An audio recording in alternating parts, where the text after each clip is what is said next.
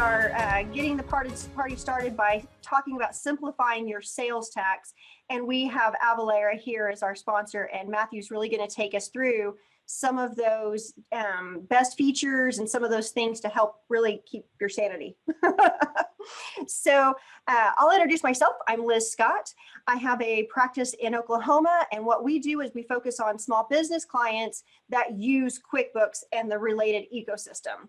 And so that means that we really try to make a end-to-end solution to be able to say, here's all of your numbers, and then the place that we try to go with those is to actually make those numbers meaningful so they can make some management decisions.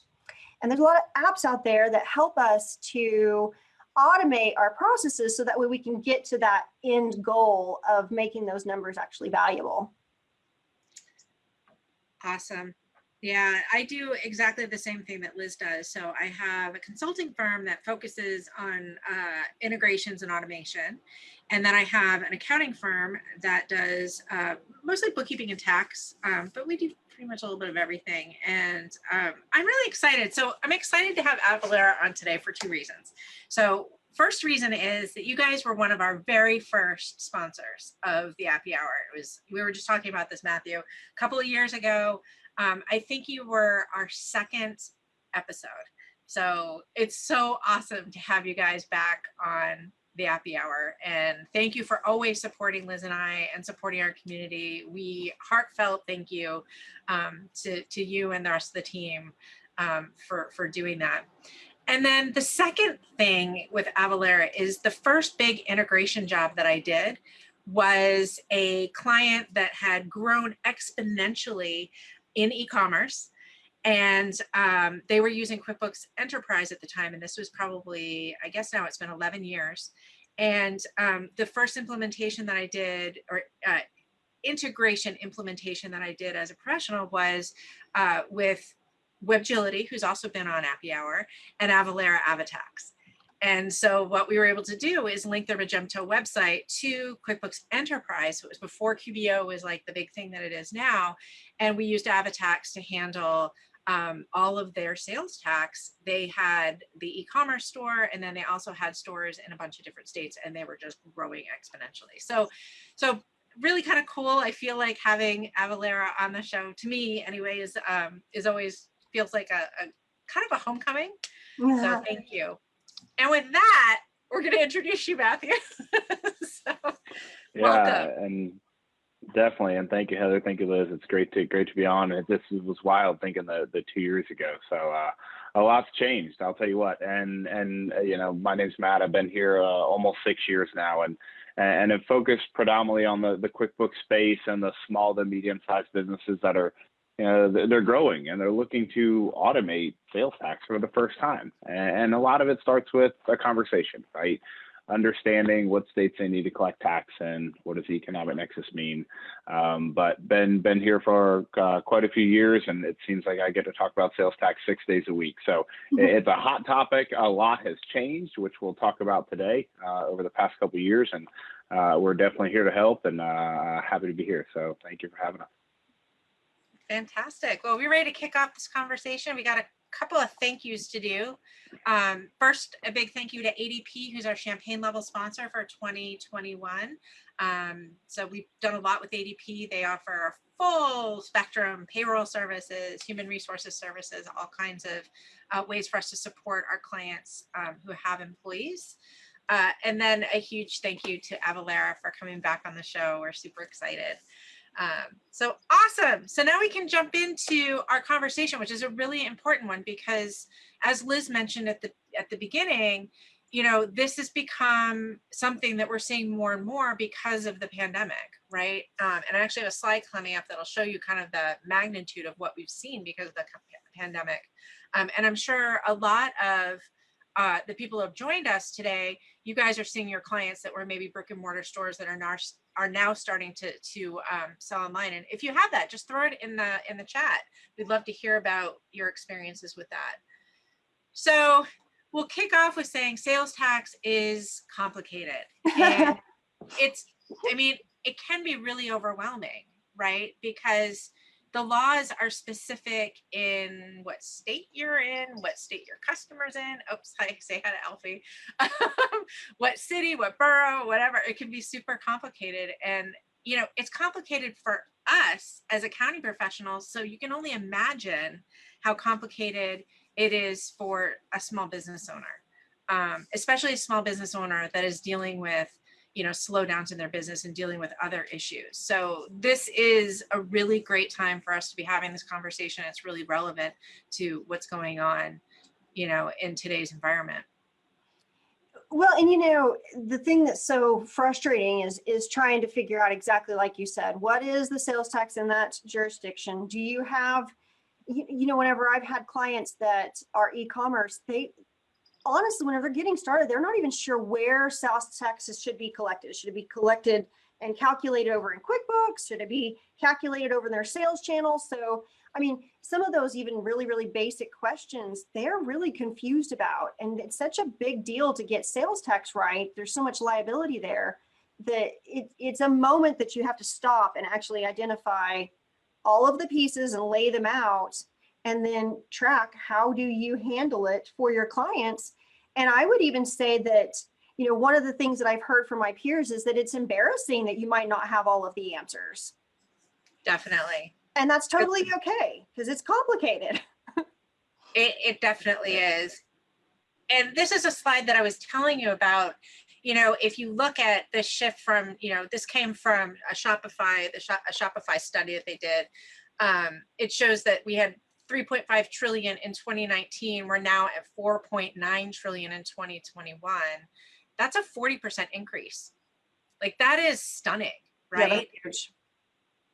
And it is, it's definitely, you know, something that is, you know, really kind of a bear for all of these, you know, these businesses that have to deal with it. Well, and you know, the thing that because, you know, we have a lot of e-commerce clients. And so the thing that I've heard is they've invested in the infrastructure. So a lot of them decided they were going to go ahead and close the brick and mortar stores. And now they don't want to go back. So I feel like this number is just going to, you know, really continue to grow because the brick and mortar stores may be going away. There's a lot of vacancies in you know, locations now, commercial locations. You know, one of the things that I see too, and I think I talked to you about this, Liz, a couple of weeks ago, was when we do an onboarding form when we're first getting a client and we're kind of learning their needs. We always ask them, do you collect sales tax? And in what states do you collect sales tax? And I would say, and you probably see this too, Matthew, I'm sure you do, but I would say at least 30% say no, and I don't know. Right. And so it's a good amount.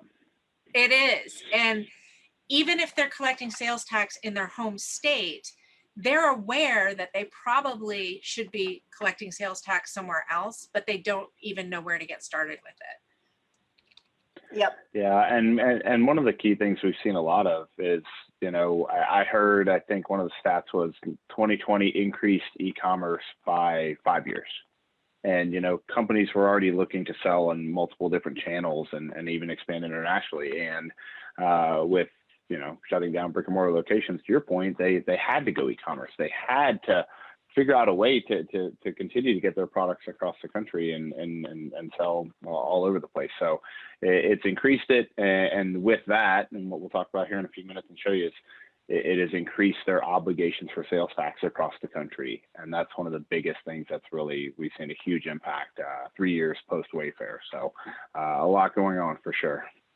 And I mean, it's not just, you know, we always think of sales tax as a tax that's on tangible items, but that's not true. I mean, you have services now are also subject to sales tax in a lot of jurisdictions. So, you know, it is something that we all have to be aware of, and you know, it's good to have a partner that knows more than we do about it.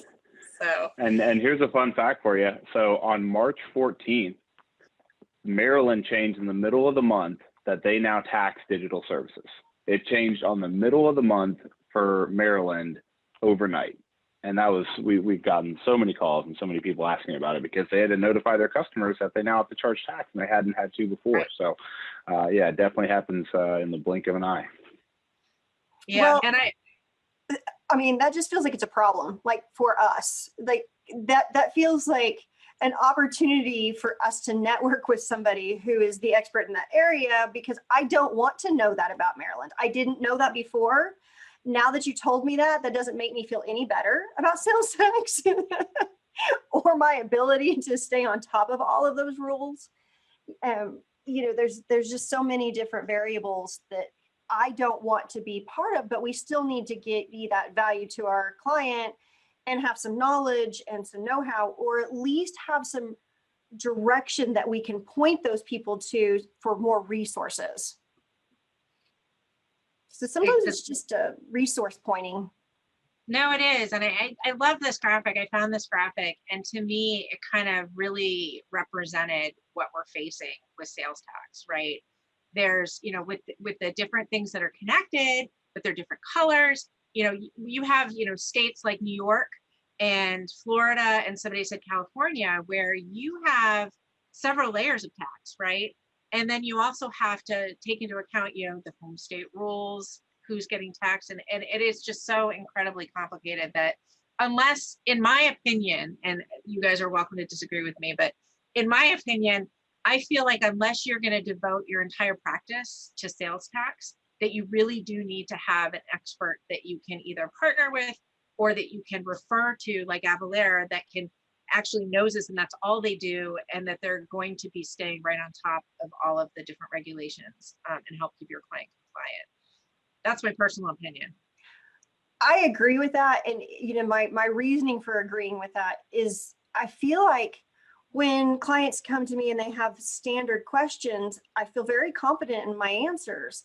Sales tax is one of those things that, who knew Maryland changed? I mean, like, you know, I don't want to be the person who says, okay, well, you know, accounting typically has some boxes, some rules, where sales tax, I feel like, is all over the place, and those requirements are always changing.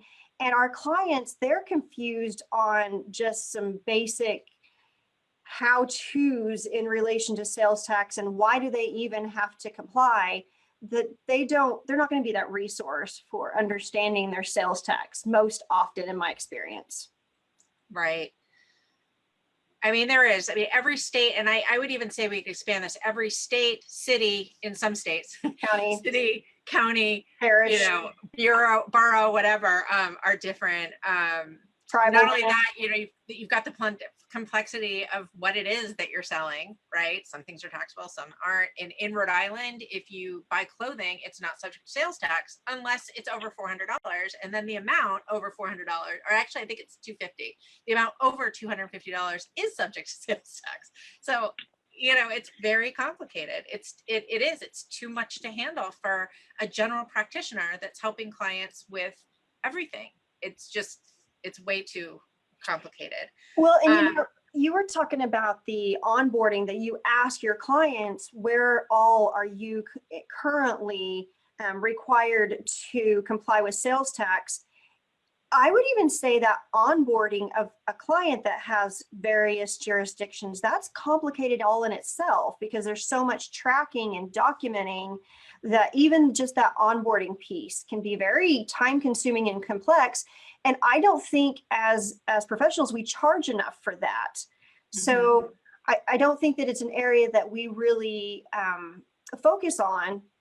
And then I don't think that it's an area that we spend enough time. Oh, I was looking at your notes, your bullets there. I just don't spend enough time allotting. I don't spend enough money. I mean, or I don't allocate enough funds to be able to do that onboarding process for the sales tax. So I feel like there's so many different reasons that we're not the right person to calculate sales tax. So I think it's a passing thing. The other thing is, you know, this last bullet point that, you know, it's too embarrassed to tell the client, I can't handle this on my own. I think finding that partner means that you don't have to, right? You're still giving them a solution. You're able to say to the client, I recognize that your sales tax situation is really complicated, and I have a solution for you. And, you know, we're gonna be able to handle it.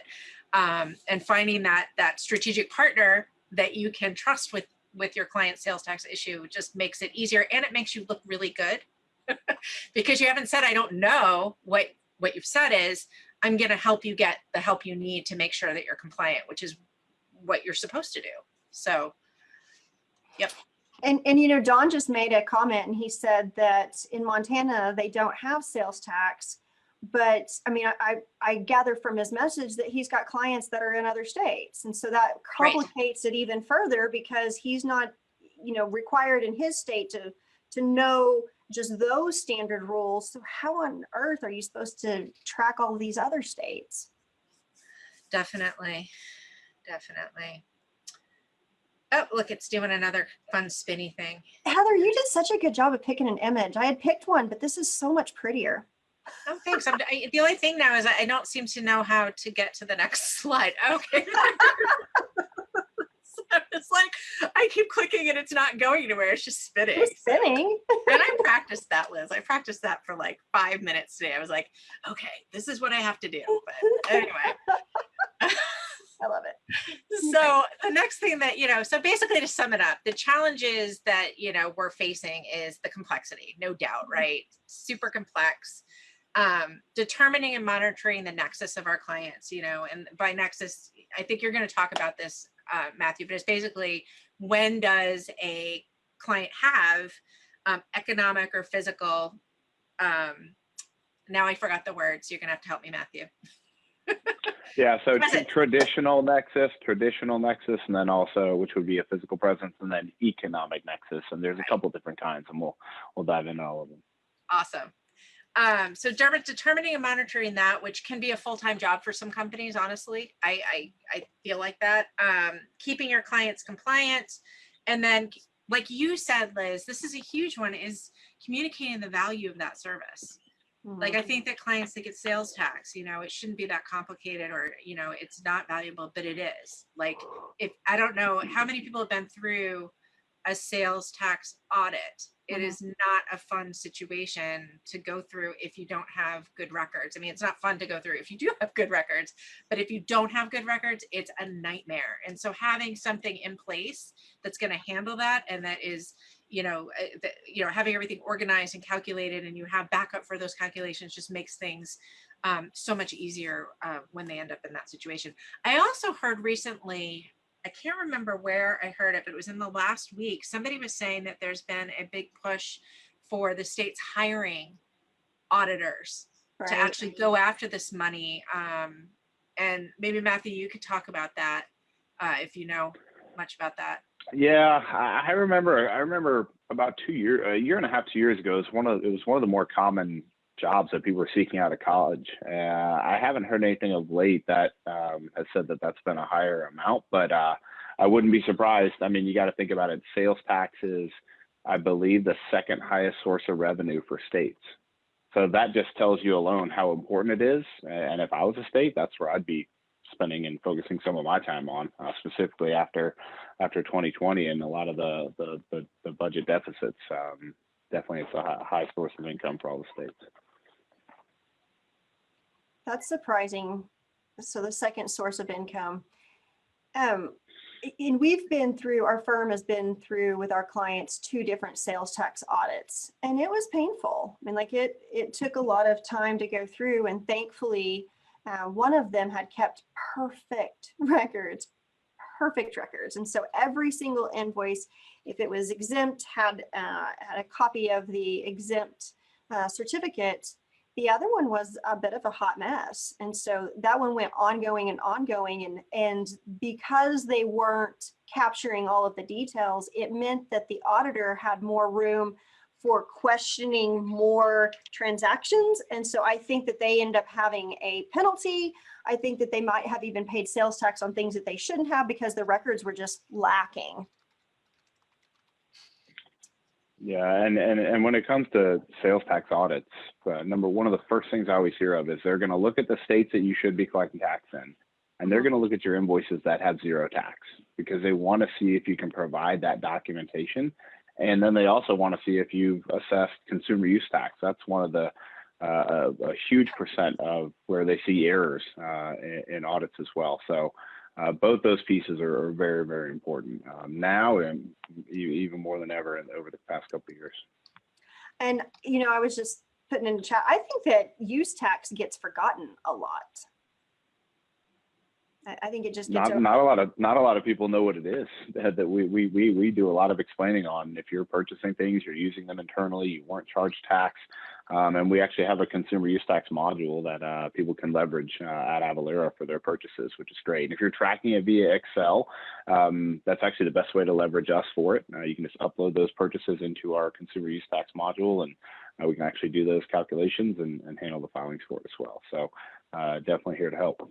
You also have, you guys also have a product that manages the sales tax exemption certificates, which is pretty cool. Correct. And that's very automated, which is a huge time saver for clients that have a large volume of that, or even if they don't, because it's chasing those down can be a bit of a hassle, and it's integrated. So if you have the certificate, right?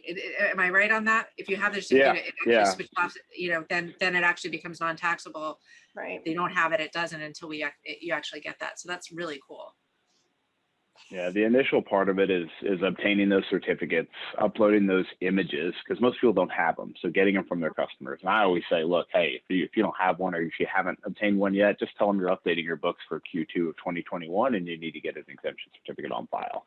And cert capture, which we'll talk about here in a few, as it's tied to AvaTaxes, helps to store, maintain, validate, and manage the life cycle of those certificates on an ongoing basis, because states like Florida and Washington, those certificates expire every year, and it's very important. And it's one of those things where if you don't have those certificates, you could be liable for, you know, not collected tax and penalties, fines, interest. It can be a very not fun scenario, to say it in a nice way. Expensive. And you know, one of the things, I have a friend who she's got a sales tax exempt certificate, and so she and I will hang out, and she'll buy things here and there, whatnot. And she'll pull out her sales tax exempt certificate, and they'll say to her, oh, I don't need that. And I'm like, yes, you do. You need to take a copy of it. And I cannot tell you the number of times I've been with her that those employees, they don't know, there's not a good practice set in place. And so they're just like, nah, I don't want to deal with that. And so, I mean, I would say probably, you know, 1 out of 10 actually takes a copy of that sales tax certificate, the exemption. We need to get that to 9 out of 10, and we can definitely help with it. Well, let's move forward with help. Where are we going next, Heather? We're gonna raise a toast. I like that part. I like that. Yes, it sounds very, very fun. And we have this awesome drink, which I have a modified one, because as everybody knows, I'm not doing the alcohol right now, but I have a modified one. But this looks amazing, and as soon as I can have it, which I think I have like 3 weeks and then I can have one. But this is orange juice, vodka, Grand Marnier, lemon lime soda, and orange wedges for garnish and mint. And my mint in my garden's not ready yet. It's starting to come up, but it's not ready. But I do have orange seltzer water with little oranges in it. Oh, they look like little cuties. That's what I use too, as little cuties. Agent Orange, I love it. Yeah. Cheers. Cheers. Cheers, cheers, cheers. This is great. So awesome. So I am going to stop sharing and hand everything over to you, Matthew, at this point, so that you can go through. And I don't know if you have slides or if you want to just jump right into the demo. I'm excited to see the demo and learn a little more. Yeah, give me 1 second. Let me go ahead and put this up. I have 2 slides I just want to jump in and show, just to shed some light on the economic nexus. So let me go ahead and pull those up. Give me 1 second here, because one of the things that we hear a lot is, you know, companies they've heard about economic nexus. They're not really versed in what it means for their business. And the way I like to phrase it is, you have your traditional nexus generating activities, right? So let's think about this. If you're a business and you're located in Georgia and you had any of these things on the screen outside of the state of Georgia, you would typically have to get registered to collect remit sales tax. So if you go to trade shows, when we used to go to trade shows, if you have multiple locations across state lines, if you have contract employees in different states, these are all reasons where you would have to be collecting or remitting sales tax outside of your home state. We typically call these, Heather and Liz, traditional physical presence nexus generating activities. So that's kind of the first part of it. The second part, which changed again 3 years ago, was economic nexus. Now, economic nexus means if you sell a certain amount into a state and you never go there, you now have to get registered. And the most common thresholds are $100,000 or 200 individual transactions. And there's a handful of states on the right side of the slide that have some caveats, like $500,000 in sales, Connecticut 250,000, and you have to do 200 sales. But what it means is your customers now are effectively determining where you have to collect tax. Because if they buy enough of your product and you've never been to their state, you now have to get registered. So as they've been leveraging, folks like yourself in the past, because they only had to collect tax in 1 or 2 states, those days are long gone. They now have to collect tax in 10, 20, 30, 40 states, which is extremely cumbersome. And now one of the questions I get all the time is, well, I have to get registered in all 50. Well, the good news is there's only 45 states plus DC that collect tax. You don't have to worry about all 50. But economic nexus is definitely growing, and Florida and Missouri actually have some proposed legislation to be the final 2 states to adopt economic nexus. And every state is different. And so now what you have to think about is, what states do you have the highest amount of sales in? So if you sell a lot predominantly to the Northeast, those are the states you want to focus on and see if you're hitting those economic nexus thresholds. And I'll show you inside of Avatax and our core product here in a second, how we can help monitor that for you. So, and I just switched over into Avatax. Can you see the screen okay, Heather? Is it still coming in? Okay, perfect. All right, so a little bit of background, and really at a high level for the group in the audience today. Avatax is our core product offering. Avatax is our tax calculation service, our tax engine. So we have what we call internally these connectors. We have a connector for QuickBooks Desktop. We have a connector for online, enterprise, over 800 different applications. We already have these pre-built integrations. Now, Avatax can do a lot of things for your business. Number one, it starts with the calculation service. So we can plug into QBO and QBD, and we can calculate sales tax and determine at the line item level if what you're selling is taxable or not.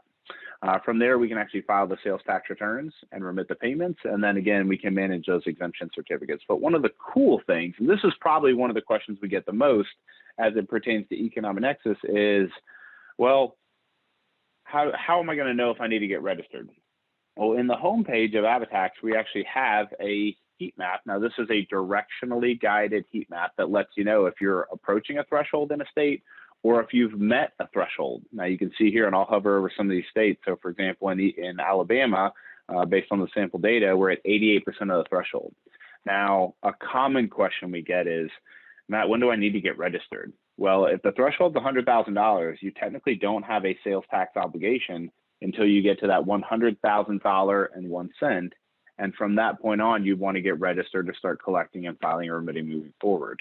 And again, this is one of the number one things people are looking for. They don't have a mechanism. And I think, I don't know if it was Liz or Heather who was mentioning it, but they're like, how am I supposed to track this? And that's a good thing, because we'll see all of your transactional detail if we're integrated to your platform and calculating tax, and we'll let you know via our economic nexus tracker if you need to get registered in additional states, which is great. And the beautiful thing about Avatax, it's meant to be configured for your business. So part of using Avatax is telling us what you sell, telling us what state you're initially registered in. And then when we are integrated to your platform, we can actually calculate the tax based on the ship to address. So whether you have an e-commerce shopping cart like WooCommerce or Magento, or you're invoicing solely out of QuickBooks, the initial setup is tell us what state you collect tax in. what product and services you sell, and then we can effectively make those tax determinations in real time. Let me pause there. Heather, Liz, any questions on AvaTax or anything you'd want to add in here before I go into, I'm going to show a transaction and then talk about the returns, but just want to see if there's any questions that popped up. I had a quick question. Back on a couple of slides ago, and I just wanted to ask if you were going to show this. There was a link that said that there was a tool that was going to show me if I can determine where I have nexus and where my sale. Are you going to show us that? Is that? Yep. We have a sales tax risk assessment on Avalara.com, and I can put that in the chat when I'll put that in the chat when I stop sharing here in a little bit. It's a great resource tool where you can go in and you can put in just at a high level what your sales are, and then we'll compute out where based on what data you've put in, really at a high level, kind of a little bit of a homework checker on what states you probably have passed economic nexus and you should get registered in. And that's just the Avalara sales tax risk assessment. It's on our website as well. That's awesome. And, you know, one of the things that's critical is when you talk about calculating sales tax and having to collect tax in certain states, right? Our tax engine is made to function in the manner of, there's a couple things that are going to happen in real time. Now I'm in the transactions tab, which is going to be a full repository of all of your transactions. And then I'm just going to pull up this first transaction that shows here. So we'll have your invoice detail, your document code. That would just be whatever your invoice number is. It shows your date, where you're shipping from, shipping to.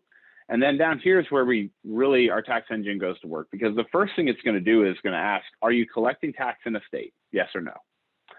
Number two, is your customer taxable? Yes or no. And then number three, is the product or service taxable? Yes or no. So that's kind of the method to the calculation when we're actually doing a tax calculation in real time.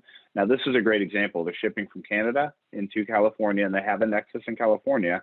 And in the state of California, there's a state, a county, a special district tax, and a local tax. And we'll take that composite rate, which happens to be 8.75%, and then apply that to that line item and determine the amount of sales tax that's calculated. So this just lets you know how granular the tax engine is. And we're actually doing rooftop level calculations versus zip codes, because most standard accounting systems or softwares or shopping carts, they have some tax functionality built in, but it's based on a zip code. And zip codes, as we all know, for states like Colorado, Louisiana, Alabama, zip codes aren't accurate, and they're not the right tool for the job. And they're also not going to determine whether or not what you're selling is taxable. And that's a key component for our tax engine. So that's what it looks like from the standpoint of individual line items, calculating sales tax, and how deep our tax engine goes from a address level and validation. Let me pause there. Yep. Yeah, I had a quick question from Nancy, and she was saying if most of this is kept track of through the client site, such as Wix or Shopify, does AvaTax integrate with those as well to decide nexus?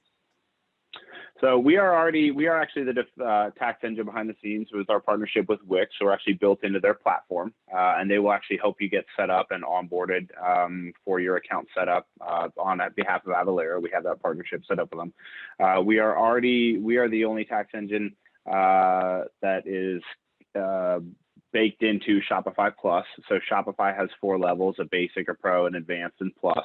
And our API is already built into Shopify Plus. So we are calculating tax for the plus merchants. So hopefully that helps. Yep. And then I had another question from Don, which kind of goes right into this. He wants to know if AvaTax integrates with WooCommerce. Yep, WooCommerce is probably one of our tightest integrations, and it's one of the ones where I've had folks say they downloaded the plugin and they actually have gone live in minutes. It doesn't take a whole lot of time.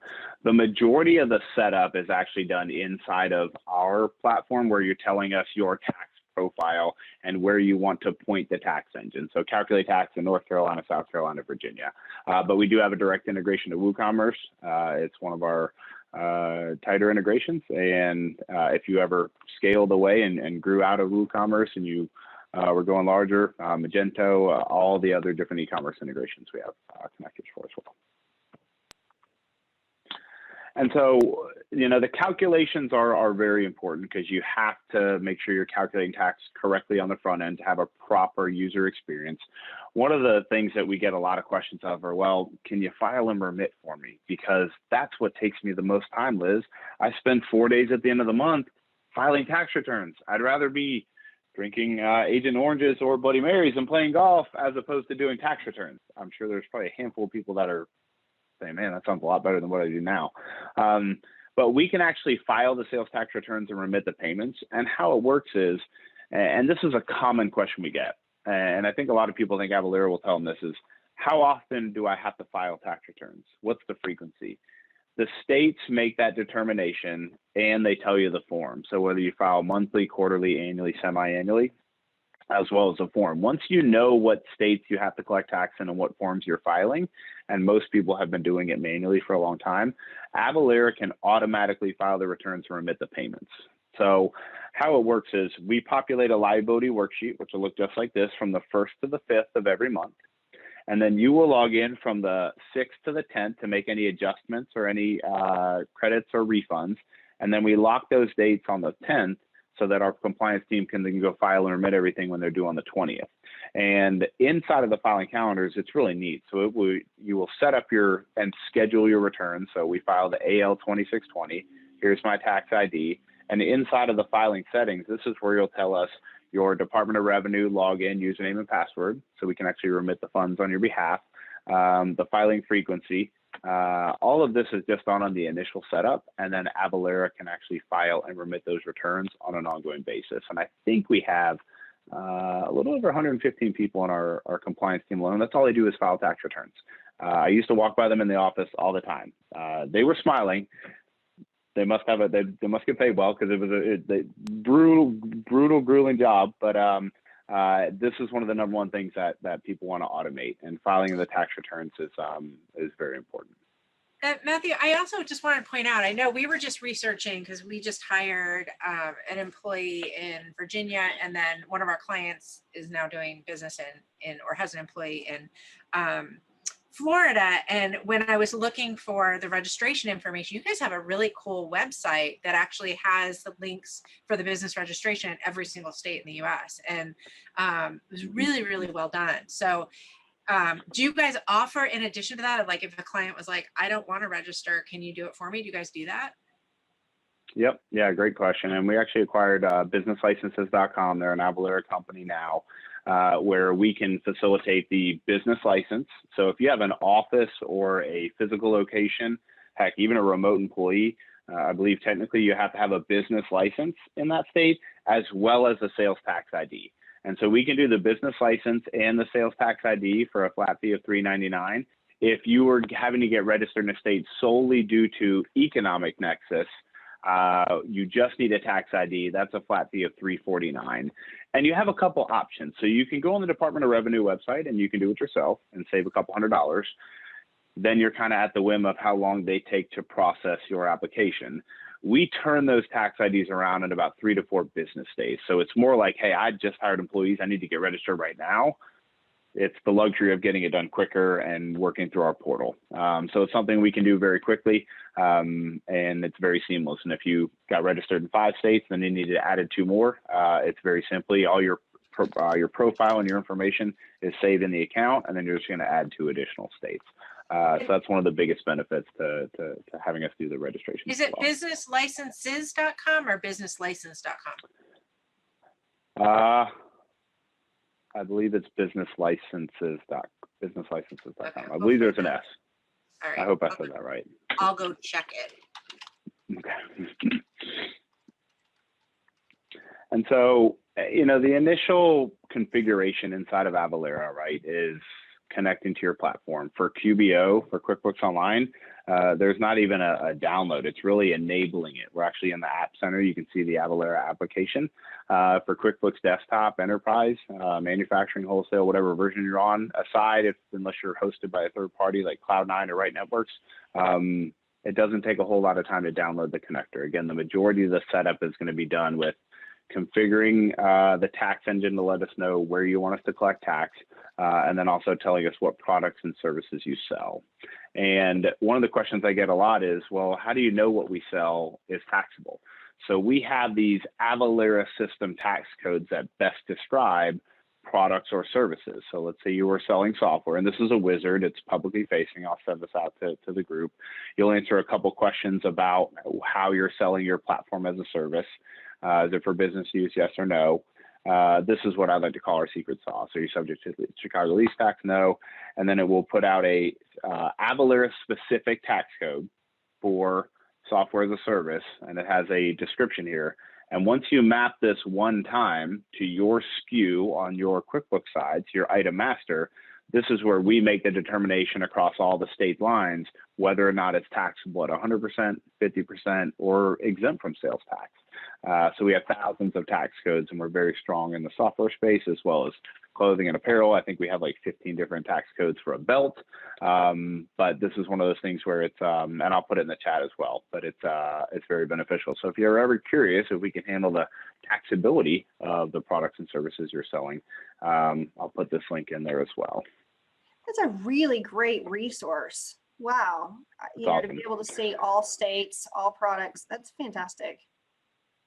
And we also, and one of the things that changed recently, we've had some companies where they may not be ready for Avatax.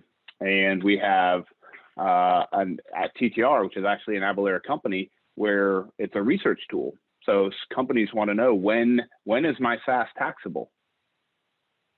Well, I don't want to get registered there, Heather, until my software as a service is taxable.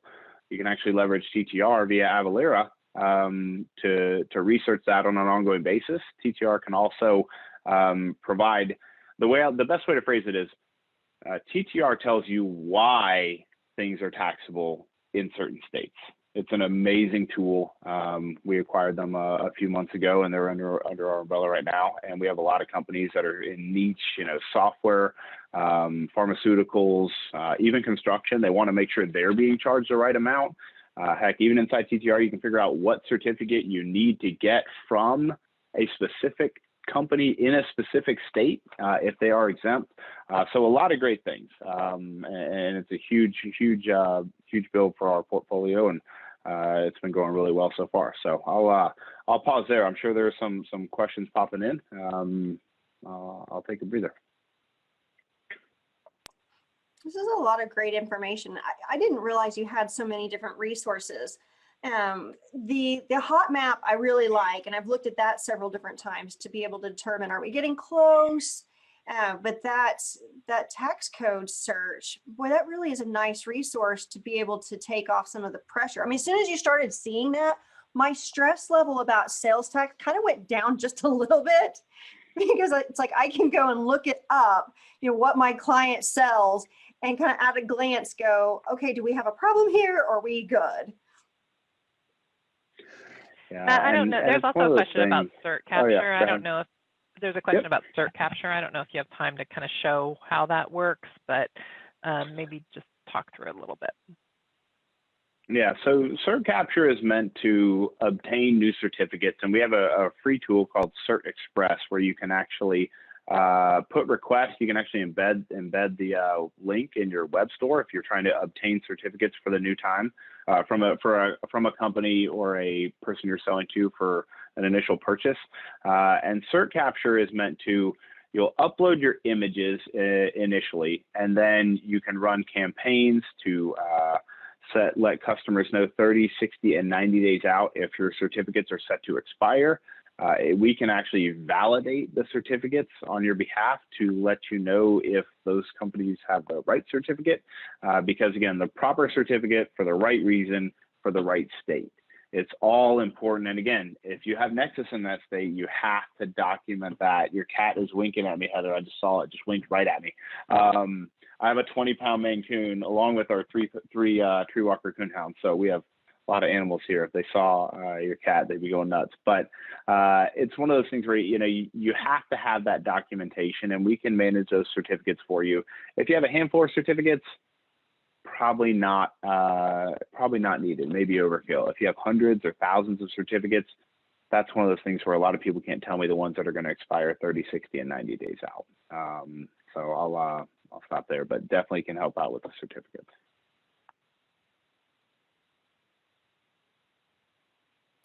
This is amazing. Thank you.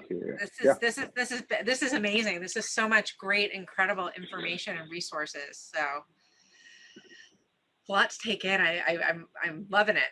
Loving it. So. I mean, I think you both know one of the phrases that you've heard a lot. It's do what you do best and outsource the rest. Right. If I'm gonna outsource, if I don't know anything about accounting and running a business, I'm calling you guys. Right. If I have no clue about sales tax, I'm calling Avalara. If my toilet's broken, guess what? I am not gonna try and fix it. I'm calling a plumber because that person looks at toilets all day and fixes them, not just uses them. So, that's one of those things where we can help you at Avalara. We can help you as much or as little as you need. If you just want help with the calculations because your family member's been filing the tax returns for 30 years, no problem, right?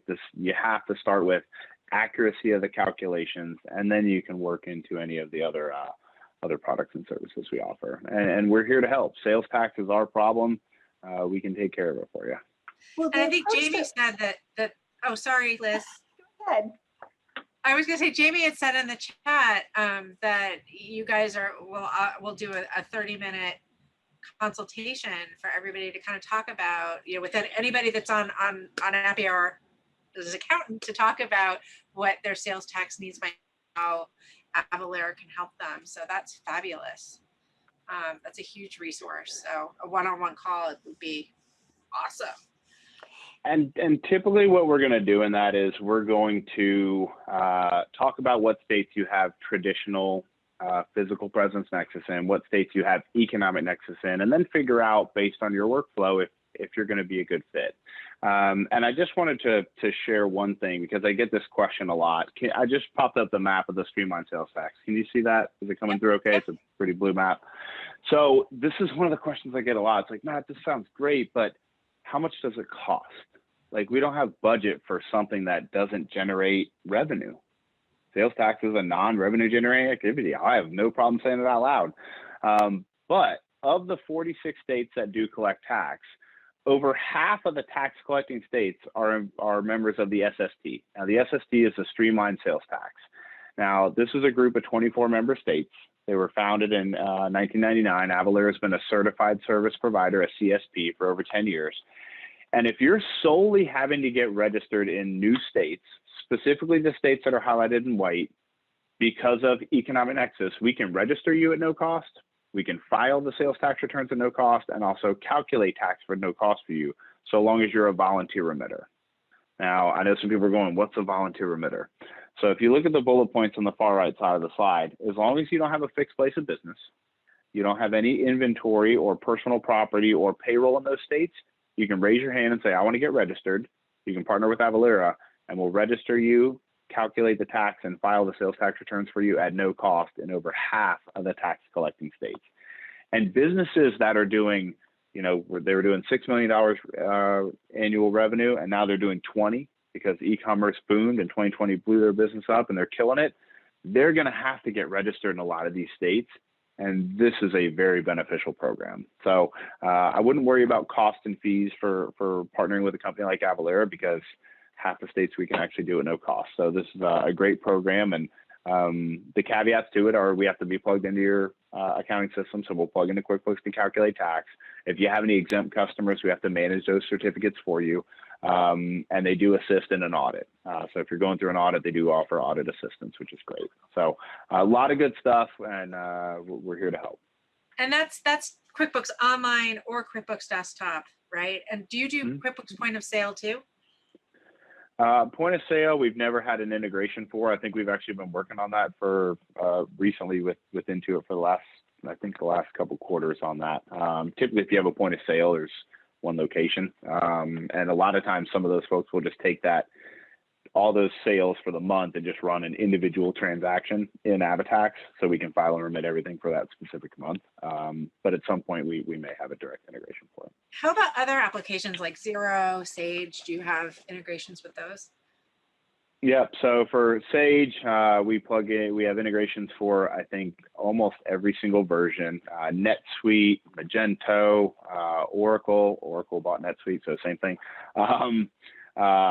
We have, I think the last time I saw, we have an internal ticker. I think we have 815 different integrations. So odds are, if you name it, we probably have an integration to it. Now in the QuickBooks ecosystem, Fishbowl, desktop, online, we have integrations to all of those platforms. We're working with Xero on integration. They've had a closed system for quite some time, but I believe we're getting pretty close to having that integration as well.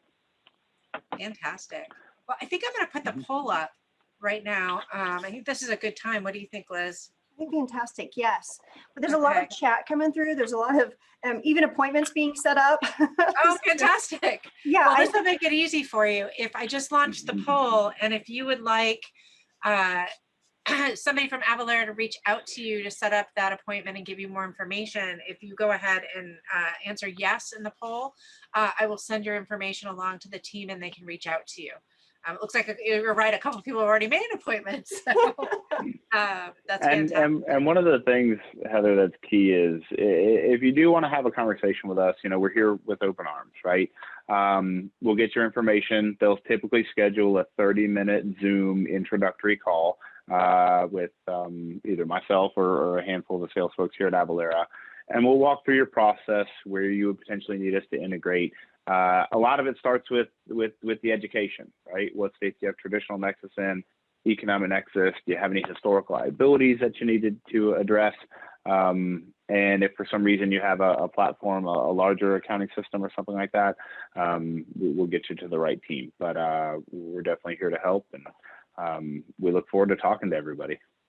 And you know, if you haven't seen the new Avalara, maybe if it's been 5 or more years, I would definitely check them out because there's been so many things that have changed in just a short window of time that they've got a lot to offer. Definitely. I'm really excited about that. The businesslicenses.com is something I didn't know about. I'm really excited about that because our clients ask us all the time when they add employees and you know, if we can take care of that for them. And in some states, you shouldn't be doing those services if you're not an attorney, right? So being able to hand it off to Avalara, who at the last time, I mean, you guys must have many more attorneys in this, but I remember when I first met you guys, I think you guys had something like 400 attorneys or something like that. We have a lot of former CPAs, tax attorneys that make up our tax advisory services team. But yeah, we've grown a lot. And one of the biggest things, just to talk to as well, is, you know, we talked about Wayfair in the U.S. Well, the UK actually also has their version of Wayfair. Now, if you sell products that are under $130 or you're doing over a couple $100 there, you have to get registered in the UK. And we will do the registrations in the UK and actually file the sales tax returns, which are quarterly, for $1,435. So for $1,435, we can cover you for the entire year in the UK. And we've seen a lot of companies trying to expand their sales internationally. And the UK is one of the first ones that really put some very strict rules in play that have kind of mirrored Wayfair in the US. So we are a global organization. If you are selling internationally, we can do VAT registrations, calculations. Then we can also do the duties and tariffs. If you are do have any cross-border obligations, if you're shipping a product from the US to a different country, you have to display the duties and the tariffs in the shopping cart. We can assist with that as well. Amazing. Well, so Heather, what do we want to do? Do we want to do our coolest thing? Do we have time? Yeah. Do you want, are you just going to talk through the slides? Because this is your coolest thing. I'm just going to do it live real quick. Is that cool? Okay, yeah, then I'll stop sharing this. Okay. Because it'll be in the deck. So if anybody wanted to go look at it and download it, they can. But I think that this might actually be the fastest way to show it. Right. So I'll tell you what we found was we needed a tool to be able to document all of our workflow. So we wanted to be able to say for our team members, how do you do it step by step for each client? Because each client has unique needs. And so maybe you have payroll taxes over here. Maybe you do this one little thing that's weird for maybe calculating a particular team member's payroll. So whatever it is that you do, you might have a a flow that you want to share with your team or even clients. So building some training for that. We use Loom, and I like Loom, but it's a video. And the thing that I was finding with the videos is that even a 3-minute video, sometimes your team members say, I don't want to watch the whole thing. They're like, I've got it all except for this one step. So we found this really cool tool. So here's a demo account that I'm going to show you, but it's a really cool tool that's called Scribe. And so the way that Scribe works is I can actually come over here and document all of my workflow for, here in this case, adding a customer, an invoice, and receive payment. So the AP lifecycle. And it takes you through each one of these steps. And the reason that it's calling out in orange is because I clicked on it. So if I wanted to make a new scribe, I would be able to come over here, hit my scribe button, and I can say start recording, and it's based on clicks. And so if I click somewhere, it's going to pick up that task. If I click somewhere else and I say, I want to teach a team member how to add an expense, each time that I click, it's documenting where I went, what I did, how I'm doing it. You know, any of these things that I need to be able to pull in, I can add it in, and it's going to, again, capture everything based on those clicks. So now I can say I'm finished with my scribe, stop recording, and it's going to actually show me, here's all of my steps really fast. And I'm going to have all of them documented right here. Here's all my steps. Here's everything that we just did.